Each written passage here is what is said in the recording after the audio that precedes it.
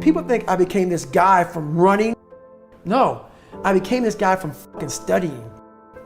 I had to study for hours. What might take you an hour to learn, take me 2 days. So that's where, in this, at the table. And my best friend Johnny remembers me like, God, you just changed. Something happened. I got obsessed. So I take the test, I score high, I get in the Air Force. And that's when I'm like, man, I'm gonna be a pararescueman. And this is when I realized, man, I teach myself how to swim. I taught myself how to swim, but this is when I realized, man, that I'm negative buoyant as hell. And there's a lot of things. So what gets people in special operations is the water. Not swimming, but the water confidence. When they're like taking your air from you and you're underwater panic, I realized I was very uncomfortable. So long story short, I was there for 6 weeks. I was moving on pretty well. I was second in my class. And I was getting through all the water confidence, but barely. But I wanted to quit every fucking night. I didn't go to sleep every night. Just paranoid of the next day of getting back in that pool. So 6 months go by, we had this medical examination and they draw my blood and they say, you have sickle cell. Sickle cell is a blood disease that some African Americans have. Basically, you know, if something happens under stressful situations, stroke, heart attack, sudden death. This happened to a few African Americans in the military, so they pulled me from training saying, you can't do this job. And when you live a very stressed out life, like I was living, that's your norm. So not sleeping, being scared, that was my norm. I wasn't gonna quit. But when they pull you out of training, and now I'm comfortable. So now I'm seeing my class of 24 guys, it was like 150, now it's 24 guys, and they're in the pool and I'm on the side of the pool, I'm not in the water now, I'm seeing what I was doing. I'm seeing these guys struggling, panicking in the water, like wanting to quit. I'm like, that, I'm not going. So now I'm comfortable and I'm able to see now I'm not going back. So now my big dream of being a pararescueman, I'm now seeing that do this. I'm like, I want to get out of the Air Force. I don't even want to be in the military. So this is what I'm saying. So I'm hoping now that this sickle cell thing is going to get me kicked out of the military. Because I'm like, okay, I don't want to go back in the, I'm done. So I'm like getting happy because now I'm like, I won't quit. They're going to medically drop me from the course. This is great. I can keep my head up. I learned how to read. I learned how to write. I passed the ASVAB test, but I'm fixing everything on the surface. I'm not going into the fucking dungeon. So the doc calls up, I go back to the doctor's, I'm like skipping down there thinking, I'm getting out of here, man. Medically discharged. He goes, man, you know what? You were doing good in your class and we don't know how you got this far with this, whatever, so guess what we're gonna do? We're gonna put you back in the training. I'm like, so, but I'm thinking now, I only have about a couple, 2.5 weeks left of training, because I missed a week and some change. I'll go, you know what, great, man. I have to suck this up, man. I can do this. So I'm trying to motivate myself on the way back to my CEO, my command officer, Sergeant Lundberg. I get to Sergeant Lundberg. Sergeant Lundberg looks at me and says, Goggins, man, that's great. You're back in the training. You got to start from day one. Because I'm at critical parts of training. I can't miss that many days. And I'm like, but I was a great liar. And I wouldn't look at a hardcore man and tell him that I just quit. So I looked at him and said, hey, you know what, Sergeant, man, this sickle cell thing, man, the doc was talking about sudden death, stroke, heart attack. I didn't give a about sickle cell, but I didn't know anything about it. I knew I was struggling. I knew I had some health issues, but I just thought because I was killing myself at what I was doing. And he said, you know what, you're right, man. I wouldn't want to do that either. So he gave me a medical out of pararescue. And he said, when we figure this out more, we'll have you come back. I wasn't ever going back. I'm like, I'm never getting back in the water again, but I was able to leave on a medical. But I quit. Why do you admit it? Why do you tell this story? I have to. Because everybody thinks I'm the world's toughest motherfucker ever lived. And I might be somewhere about that now, but that's where I was. And I tell the story because if I just talk about, I broke the pull-up record, I did all these races, I went through SEAL training, I was in 3 hell weeks, Ranger school. If I talk about all the badassery, like we like to do on social media, and I don't tell you that I was a fucked up kid, and I was scared as shit, and I was depressed and insecure, and all this shit, what good am I for anybody? I'm a superhero. But I'm a liar. I'm that now, but I wasn't born that. I had to make myself into this.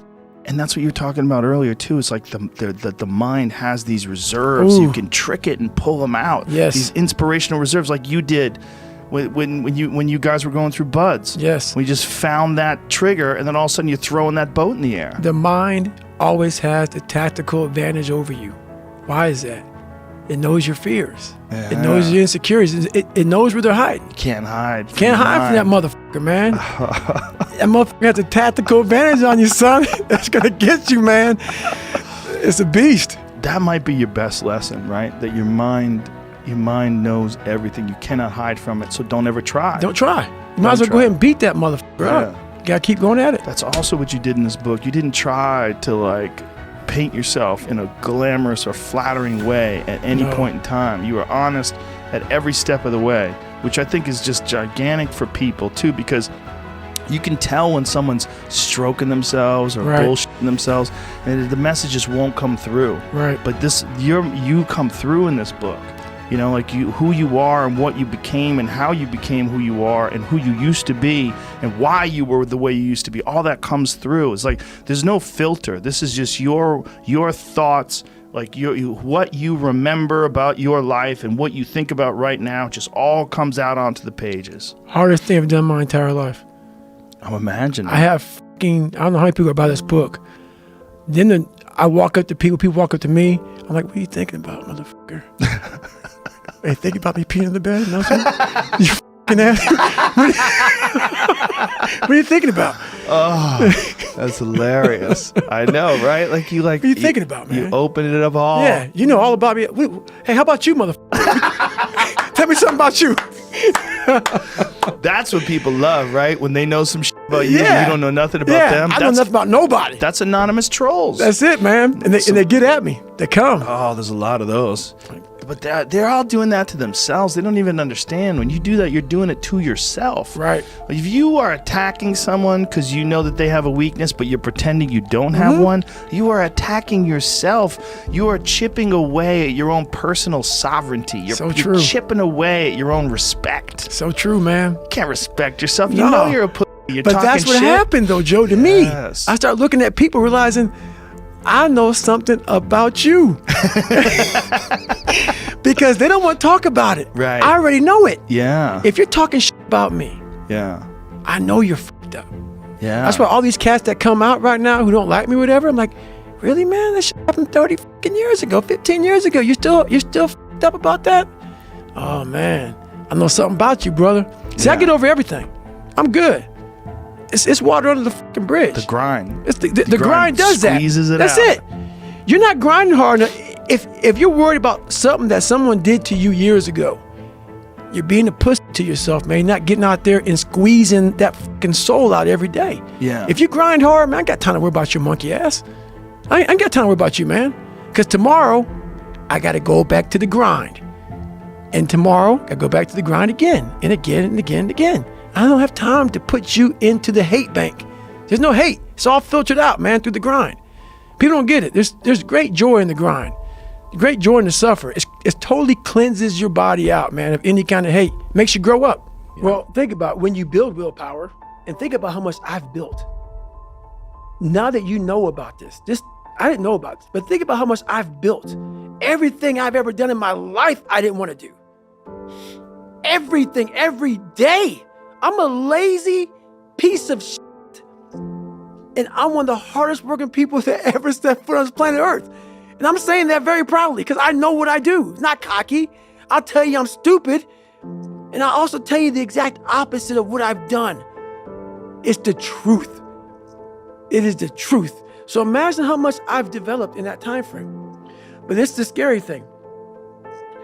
Why most people don't want to do that, build that willpower, is because it is scary. It unlocks a whole bunch of things about who you are and who you're not. And a lot of people don't want to go down that journey to discover who they are and who they're not. Because it's not a pretty journey. I mean, I've gone down it. It's not like I went down it once. I go down it all the time. And when you unlock that, and you can't just turn it off. Like people say, hey, well, how come you haven't retired yet? I built all this willpower. Do you think it's gonna let me just retire because my knees hurt? It's telling me every morning, I wake up like, man, my knees hurt, my legs hurt, my body hurts, but you can still run. So why aren't you running?